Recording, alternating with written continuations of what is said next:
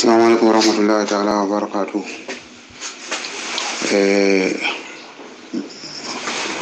بكر الحمد لله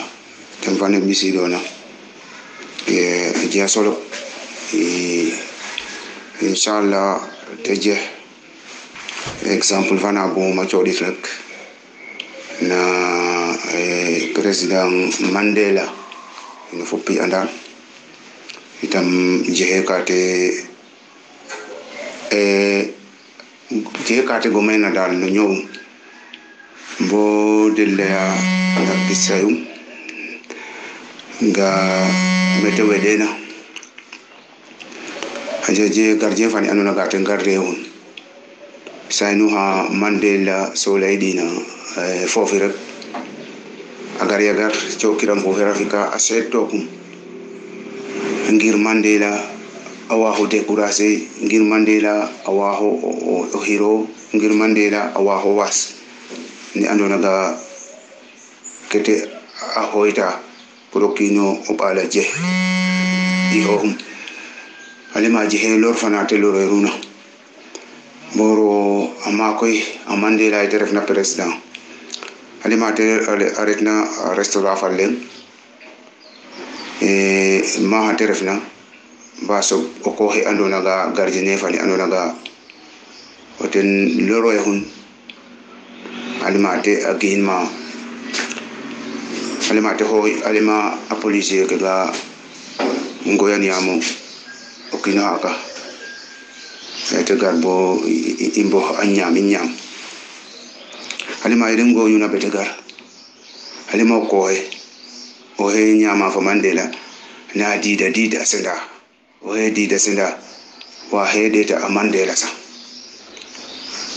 ni nyam ba pare ede nyam na ba pare Mandela wasin teret yeteret na we anuna gade na ngardia allem ga he kindal ke warna tabate anyama ne asenda ne ne dit ne na li harawal ref Mandela alima den ga o he kinungia alima temre lu gardien fane gardia hama na alima je ka fi rama so le da fofisa agar yagar chot kram fofia se tokes alima tika hana tena foga nyani hanne han rafdi nu noten nyani hanne ka te ref no to misaka ref no kenda wasin teret alima ka tere na ka hana ten ref ka no na tina adi ne foga ga duno fo we anuna ngar riasa ambiamba lema o heki na fium nene wa role mane ta ambasion de direct kep no anuna ga fi ham ka anuna ga adu ma amre alima wasana ma den fo to det koy Mandela refe julit kon no atim koy refna julit no wa ma dawre to o fiten mosure ba we yakinat ka yokna ken inshallah ken budumo wala hit pour wetantin inshallah ta imbamir hani bato ondo ke pour lay nanu ganen na l'islam na ke dali andan na Mandela to gi refe julit yare da ngani na ino koy are da ngani na ino okini hanam fike hanu comme hanu ki gaten toro hanu mna kana jina fezoro na foten men ki hanu he ki hanu na gasa refe julisa o det no o he okino a fezoro ina foten na te wasin viran tous to hoyinde nyam to nyam fi binte wasin teret kon no atim julit kon o hengo ke gaten ref ko bisi duma pour wetantin inshallah bo imbamir imbasna ho wassalamu alaikum warahmatullahi ta'ala wa barakatuh. بسم الله من الشيطان الرجيم بسم الله الرحمن الرحيم الحمد لله رب العالمين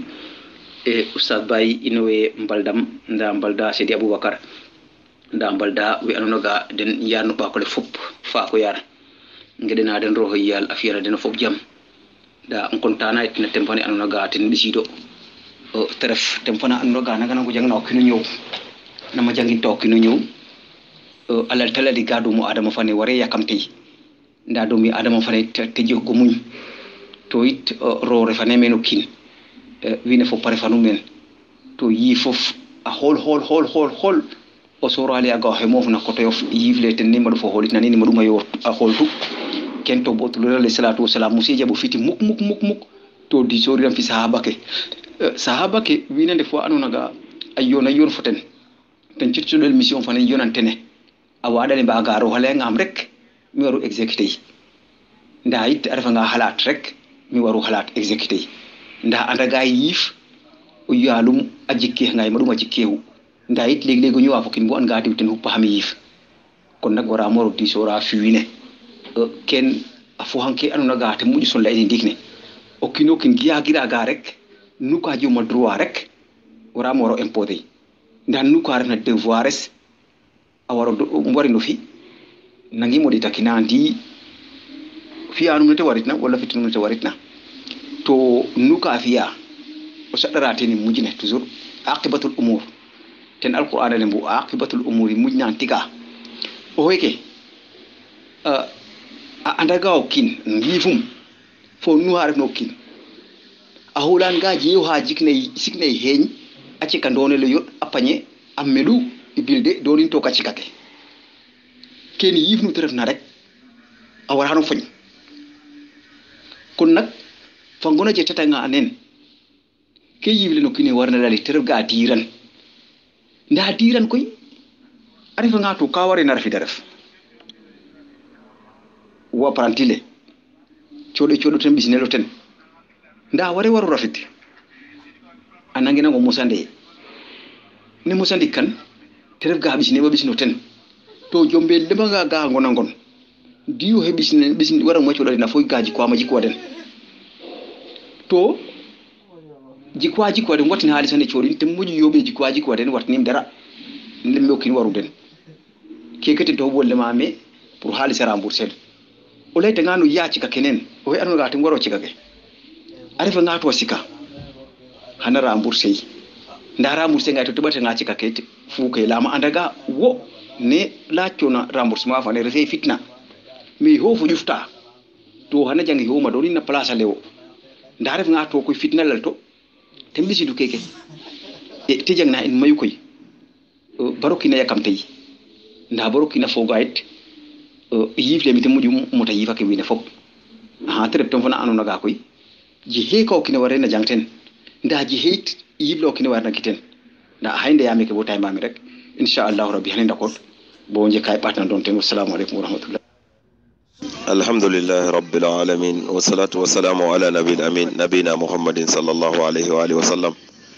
alhamdulillah fo len buhirne fo le yirmi no fo le na yonale in we sibna no simin roswan tala fakat naim to tan def dam jam roh yal fa batu ma def no kin kam ina fop nanji hanun no day fa ñot no fa kenya buto ngid ma roh yalla ba wala mus ngidaro se fa na in jammo ñew njoka fop anjal koy alhamdulillah ndedu an ñojor rek alhamdulillah bo mbira mbadit alhamdulillah simna abubakar fane so bu ma ndokan ne fa abubakar fane naga infoten ndedu an ñojor astaghfirullah fa oustaz ahmed fane naga infoten yon do an ñojor alhamdulillah bato yon it ngatiti mbadida itam fa jam so meni joktori njahu o njiriñ da ngit maro xam mak ne oustaz baya laytuna o de to ha anu ne refe julit afiya piyam mosu koy o nu haref na mbindef ñowa a cungna o apiyam mosu nda a galle na cika mo ngidim ro o ha julit jehun e andilo ken apiyam mosu wole apiyam mosu o nu te ref na toki lanke o he cungena o nda a galle na taxka bo o jeho ngidim ro o ha julit jehun a fiyangan koy ten ref nanga jihay ndihil bo jehatino maɓ jehi ndihil bo jeho maɓ fata warselin naf de ananga jeya de ananga jeya fedam ro mutla in ten jehi ndihil bo fiyatino maɓ ten ndaw o paɗo he to ken fop pare fo ñoow a fiyangan koy ngajitin nof inchallah fedam ro jaɓana in mbera mbadit rek joka fop a njal def yo na jam alhamdulillah ɓata nga d'accord mbas no xak rek layte wo ɓayi koy mbuxol layti delem ɗik ka wa herna yona ndef ken taw mbogi yanga nefi ñuur no mburo tidna sax an ga jiya ka foxna teen ka rokna teen ka fo herna teen a fiyangan même pangit ka tok in rek ten ref sadakino bo jemo je kam fayyaaju lam malke kam fayyaaju ten wasu den meden defna kam fayyaaju jiya tengina den o ñow den fop papa kenton bo o be wetantom mako ha arabu hano ina ahmad sawki amiru suwara alem nga a malke de a kam yaaju ke den basu den men kam yaaju ke den a ñakanga den alma yokdate dara kono kino kin musikam yaaji kam ten na tax ka bo bukino ñofan wa ken i ñofanu rek ten bisidun i ñofanu kene nangu fiya to i ñofanu ñofe o seereer lawun alema o fikoma a ten moƴu a beer feɗamo yaale fi jam amma koy in koy bo bari mbeer na in nanga mbika to ndesa ten moƴu na in i mbik i mbeer to i ndet ke aha feɗami mbika ndeta nda bari mbeer mukk feɗamo yaale fi jam o ponu na dina na oy Ousmane Mama Ansou Ndiaye salamu alaikum wa rahmatullahi ta'ala wa barakatuh na daru dunya kende do li bes alhamdulillah assalamu alaikum ina groupe daru dunya me simna na hop yasam ese minne ke asobo o na jam e fertam weso bu mon dokanne se Boubacar Thiaré jofna ma Ansou nu ngana na mi siminne bo tok kona aha se Boubacar ke bisi dona aja importance trop de aha domi adama kepnu ka dawo ma wara waro of yondang bo hellona le ake waro lay wala fi ke waro na fi wara waro khalat jemu o dal ondi lam nu dawo ma o telo fi rek hanu mayke ereciwa boyano na ganu dawo ma rek o dalondi anam rek ko tay mbamare bato on continue ten ine ngaratin tay mbamare inshallah mais on jangata makaref jerejef assalamu alaikum wa rahmatullah fodena darane ine mballano soko jegali wa koy qurbana le batu atake yayin ken to dal illa jo ongi to ganyain na ine jegali wa pa ko simna we gan na den so men Abubakar Thiaré Ismailain Mama Ansou fi oustaz ken Imam Ahmad fa oustaz Baye ine simna no fop soko koy lefali wa temvane ken naga injangini makaraf jawa te adaluna okina wa jangiten mayu telefo te fo odal to ajakan naga dum wadama awra chayna papa tere ko delle a personnalité wa delle a attitude manam réaction veno kina ga personnalité vetere ko kina fa ho kina fa jëm moyum tere personnalité wane na gya ne te agir ka na wote dépendre ke bisi do nar kana modakna to va meken daw apprenti len a jaman naga expliquer ko danga o yay bagage ke ajana naga ni na fit ke o voten saka ala kan da fit ke o voten sa science iko waje daknan ken naga utna ala chun na gya kiruna attitude wane ten sa reaction ve ten ken naga na apprenti de aga ajigdu ka te daknu ten va dong ba ci ga te adako la ci kun daga ten je haden don te ngon ngon firan pour te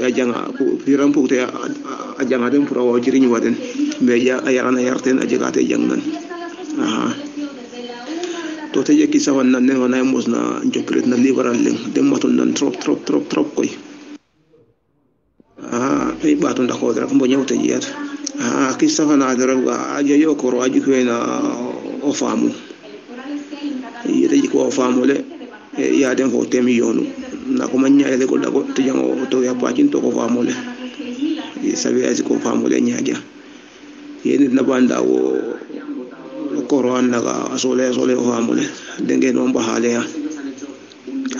o famole ina jika ite wahale o famole ya bahale den na nyalal no to ya pacun mbasana na wahin wana yeni na ban nanir o to afudo no famole ta yin wahale o famole ya o bes to ko nyalal no to ya pacun dikko paten wahale o isola bo ko na iya bisi to biso famole ina ite gatnate ajo okoro ade disno no ya khalato ya yifi mak telam na ko aviata ten boucher fa te yana oji quoi na kana wara aji quoi te jake tani ne ref kart boma olem gay holen nakle ten sola yu na ngal le holen nakle ten sola lemine holen nak lemine hole wo ten sola yu demba hale te arab din ite na ba jangi holen nak da chon tan ta leme holen nak le de hole wo tan lemu ba o cholam hidani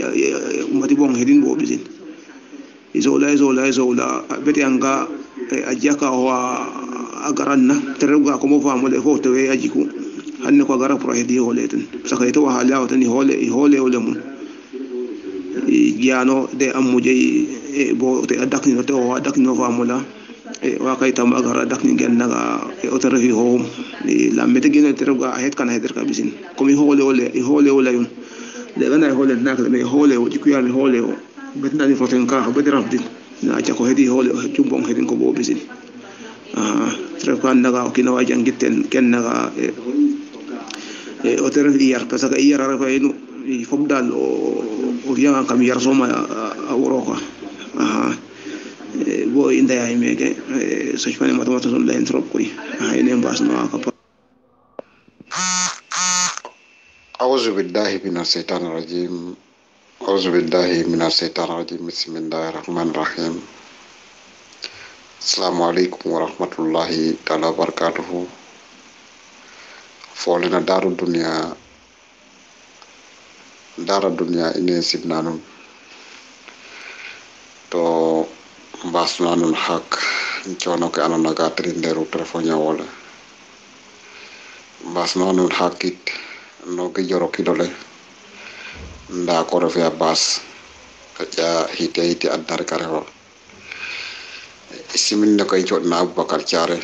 te bisan na en boto fana barawa sokin asam baro yale subhanahu wa ta'ala wasol den na yirmange faneten awahan yasam te fen na fop alhamdulillah te je kay nan nona karona gat na bisitu xanne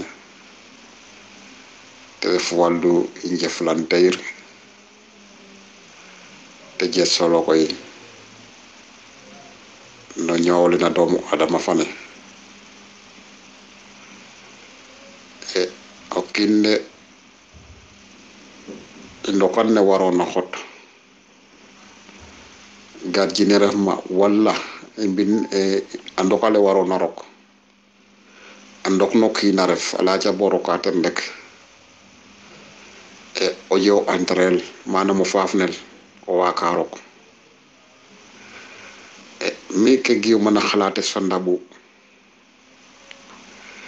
na apparenti le fo yaay bagage ke mi fiyama fi meme njumte fane etna ref fop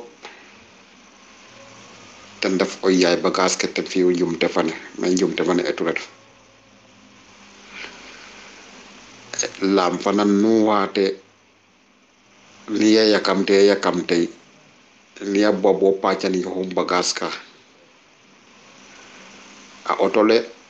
responsabilité nokki na ref tan def chauffeur fane fa apprenti le lam ke tahuna bagage ka ete bisit na den tok chauffeur fane fa apprenti le retu ale ani ro fa den ba pareil hataw botala ani ro fa den ne an naga den def responsabilité fane na otole kon bagage ke fata wasa den fa apprenti le te daha den tok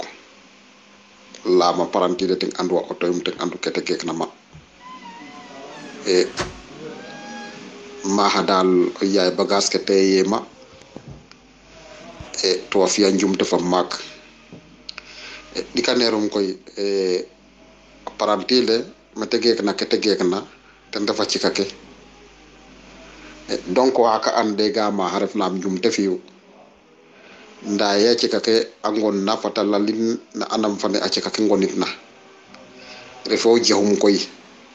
e bil ma'ruf rek talay fote nanu naga ahen tana e bagas ke ci kaka ko mara maro ndaf do nda bil ma'ruf lay tangi na mosu su ko defé jafitna amba hanya ko mbajo ak fitna ma nya ko mayten nda dal ke mo ñara ten dal kan def dal o kin dal bo fiyati dal wara tay ten dal waro yakamte aha waro yakamte waro tay surtout ke aruna gaay jeflante ira def dafay tiof ni jeflante ira def waro tay ten dal ken tan ngedu ko sidna ten nu mbasana im hak opon na du basiru juwan na yonale yongna na hirwan assalamu alaikum wa rahmatullahi ta'ala wa barakatuh soko yo fo holay baatu ndakod rek aha defet lu yuwatem fane hanne aha taref ka anona ga mo maji ha solo toro aha ref ka anona ga itam njangini mako heten acangam mako heten abatom mako heten itam aha ziyare ya we ken sopna ndokan ne Cheikh Boubacar Thiaré aha oustaz Baye Sarr aha fi wen defna tok fane fop aha da bisanin na in tok aha bo mata fertidna bo mata dayna aha inen defet lu yuwa ken fudona men njoka njal to njaaje fala aha we mbadida hayna fi wen buuna to mbadida hayeful aha fi wenan nanno ha fe we dawde na ci herna pour da mbadid aha njoka fop panjalli tam to njaaje fala fop ton kontana na fop aha ton defet lu yuwa itam aha ke fudona meni batwa ten ngedana fop itam kino kin rek samro ha batin beta an ga batwa na darajatu rasulullahi sallallahu alaihi wasallam aha ke koy ke laykat ten mom rek aha ten ref ke fopal layna rek aha parce que ke warena lay mom wel layna layna lay fop bam pangin e cenjo ka dena jël rek to njaajefal fop ton kontaan na den itam aha o ngay gis na ten itam rek ten ref ke o kinoy warna fi rek ke yadona ten rek ten refo muñ aha parce que o muñ mom nuta ci yerna doomu adama rek dara ci kirano ten aha o muñ aha fa am mosan aha parce que o yaalu he fay hom tembinu in to ten etu bisida in ken o muñ teno kina jeta fop aha am mosan itam rek aha o kino he mosana nga rek fop mo yaalu he nga na ngo mosana aha bon nak taref ka anona ga koy ka ha ingizan ten taref ka jina ten solo aha o muñ teno kino e jeta ke tawarna je fop aha im mosan itam ten def jeflante aha kino kina mosan rek anderum fo yonu ka ha je nga rek inshallah rabbi aha jemma ref ka mu ci ref ka sutura ref ka aha lenga fo ñu yakamte itam aha o ñew itam bara refrel aha o kino he afiya nga o kino he a fata wasno hin o kino he fiya nga mi itam a wasan yente roso mata inshallah ka hana nga ji ha rek jemma refa o mu ci ref ka sutura ref ka teranga ref ka tehe ref ka samro hafiyana ino fopka na darajatu rasulullahi sallallahu alaihi wasallam akenya ke samta bekteno muñ awa hana jihana yoban samta fiyanna in jeflante ke samta mosana den samta hennana den samta jegana den samta fahana den na darajatu rasulullahi sallallahu alaihi wasallam ayif in samta holana den akeny in samta mosana den ciko in samta fahana den toro so mata hin ten wahu ka ten jehu ka samta fiyanna in fop nabatu la ilaha illallah muhammad rasulullah sallallahu alaihi wasallam samta fiyana in tawfiq tayshir husnul qatim afiyana in najaa fiyana in sahadati daraini na barke yaay fa faap na xurman nabil mustafa bi jahidi sayyidul hujud in ziyaare fop in joka fop panjal in kontana na fop in jaajëfala fop jërë ngeen jëf waaxiru daawaana an alhamdulillahi rabbil alamin fi amanillah